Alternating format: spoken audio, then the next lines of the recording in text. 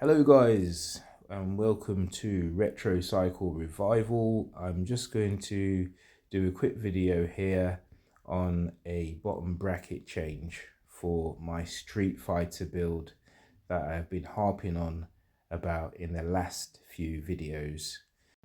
I had to clear out of my cupboards yesterday and I found an old bottom bracket, which is a dedicated road bottom bracket. It's been sitting there for quite a while, so it does need a bit of lubrication. This is my grease. Shout at me if you will in the comments. Yes, it's a multi-purpose grease. It's no frills.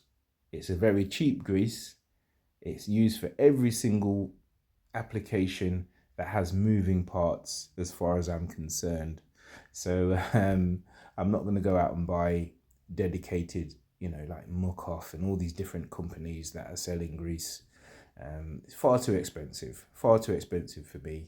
I prefer to be, make my own consistency. So I like to mix mineral oil and grease together to make a unique compound, should I say, that is great at lubricating and protecting my parts, waterproof and all that kind of stuff.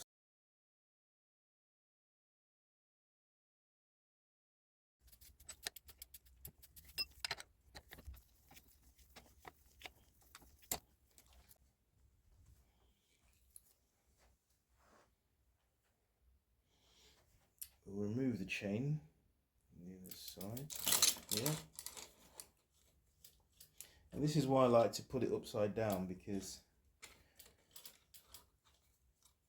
if I've got it upright, then the chain will grab, dirty the floor. Right, okay, so there you go.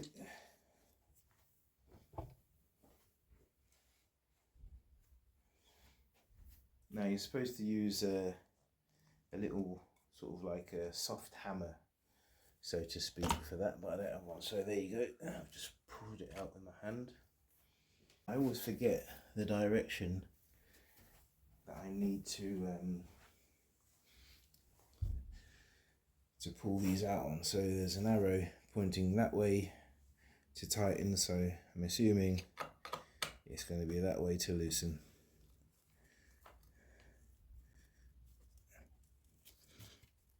Oh, these are tight.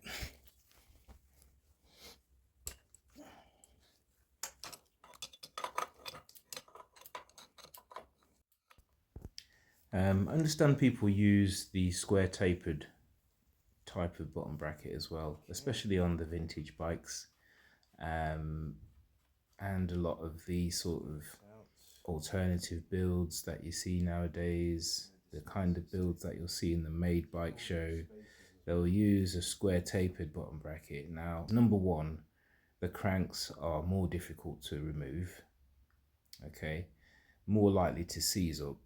And number two, you do have to maintain that bottom bracket quite a lot in terms of tightening it up every now and then, because it can come loose. So I do prefer the Hollowtech, as I don't have to worry about that. And in terms of the installation and removing, it is so easy. And the weight as well. It's much lighter on the Hollowtech technology. The square tapered has a massive solid axle going through the frame. And all these things make it slightly less appealing. So always make sure that you clean the area, your threads, for any debris or anything like that that could make it seize up as well.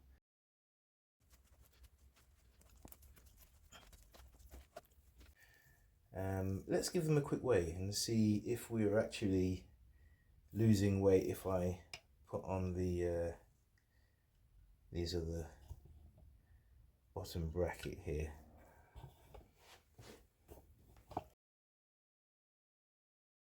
Going from the Shimano Saint to the Shimano Ultegra BB60 road bottom bracket.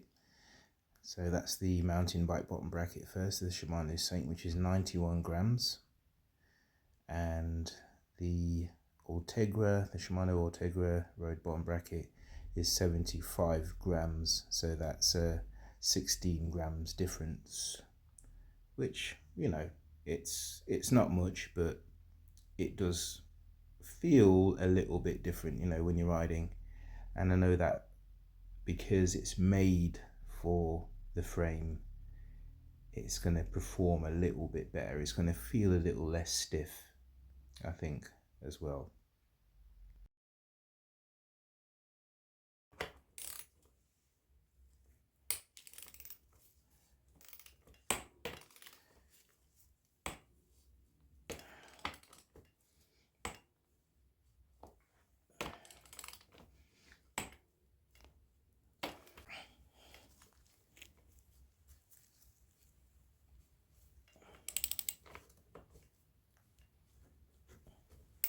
So this is another reason why I like to put the bike upside down when I'm doing this, so I can torque down, or really torque down, the bottom bracket, which is the reason why it's not on the bike repair stand at the moment.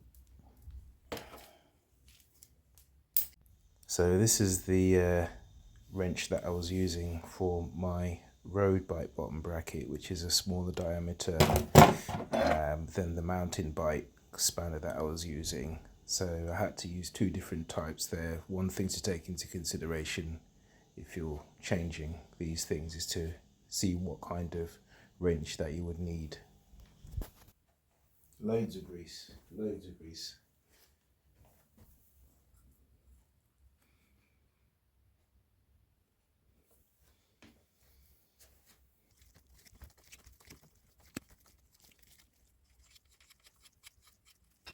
So first thing to take into consideration is the crank axle width, and then measure your bottom bracket width as well on your frame and see what difference you need to make up. So if you have a 68mm bottom bracket, then you would need 5mm of spacers to make up to 73mm.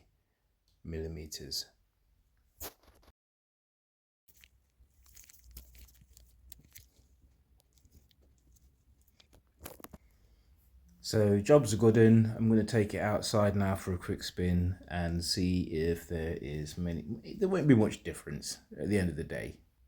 It's just nice to know that it's got a road bike bottom bracket on a road bike. And along with future upgrades as well, it's going to make it a bit better. You know, we're going to have little incremental upgrades as we go along throughout the months. So watch out for the next video, and please like and subscribe.